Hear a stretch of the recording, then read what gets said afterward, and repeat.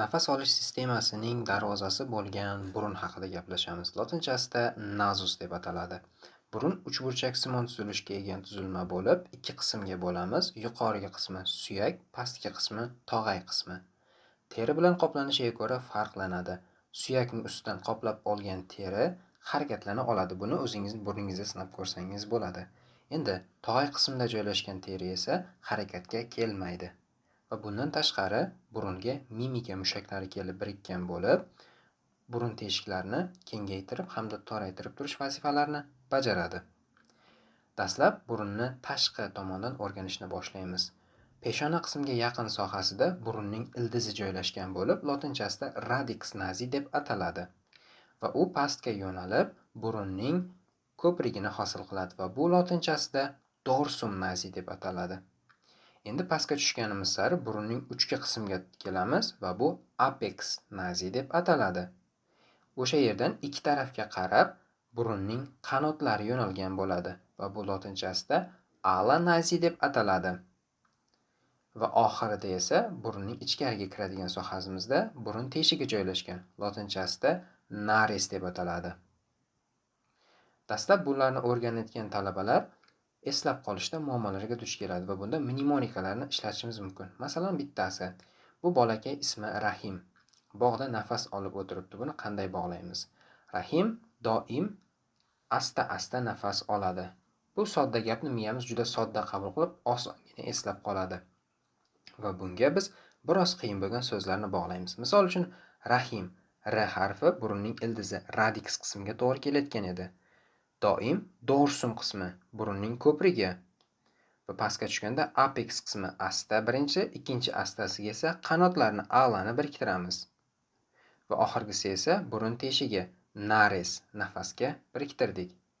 Ushbu so'zlarni ketma-ket ham eslab qolamiz, ham oddiy usulda eslab qolamiz.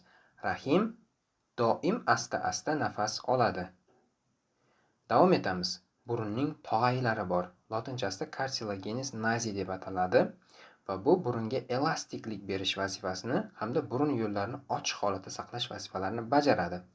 Dastlab burunning suyak qismida pastda joylashgan burunning yon tog'aylari cartilago nazi lateralis joylashgan bo'ladi. Va u pastga tushganligi sari burunning qanotlari bor dedik.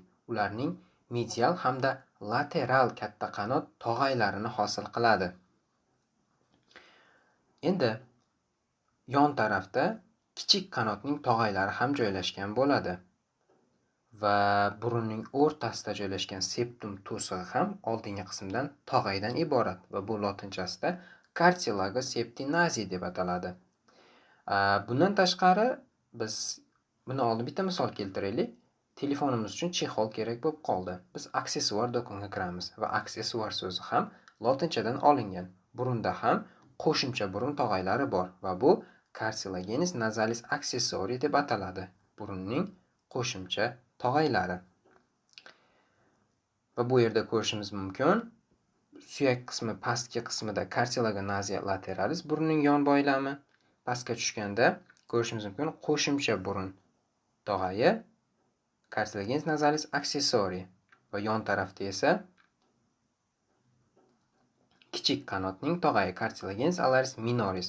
Pastki tarafdan qaraydigan bo'lsak, burunning o'rta to'siq tog'ayi ko'rinadi. Cartilago septi nazini ko'rishimiz mumkin bo'ladi va oldingi qismida esa medial hamda lateral katta qanotning tog'aylarini hosil qilyapti va bu lotinchasida cartilago alaris majoris crurus mediali hamda cartilago alaris major crurus laterali deb ataladi. Endi burun bo'shlig'i haqida gaplashamiz. Burunning kirish qismidagi teshigini narus deb atadik. Chiqish qismi esa xoannalarga to'g'ri keladi va xoannalardan halqum boshlanadi, ya'ni halqumning burun qismi. Va burun bo'shlig'ini ikki qismga ajratib turuvchi septumdan iborat dedik. Oldingi qismi tog'aydan, orqa qismi esa suyakdan tashkil topgan va burun bo'shlig'ining asosiy vazifasi havoni isitish, namlash hamda zarrachalarning mexanik to'sish vazifasini bajaradi.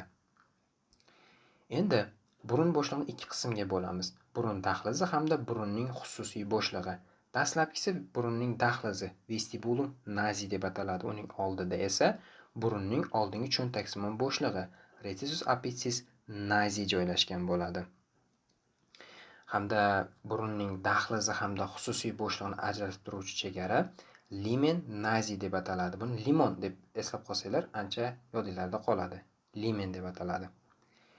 Endi davom etamiz va bu yerda haqiqiy ko'rishimiz mumkin. Vestibulum nazi kirish qismida limen nazi burunning xususiy bo'shlig'i bilan dahliz qismini ajratib turuvchi chegara hisoblanadi va oldingi qismda cho'ntak joylashgan.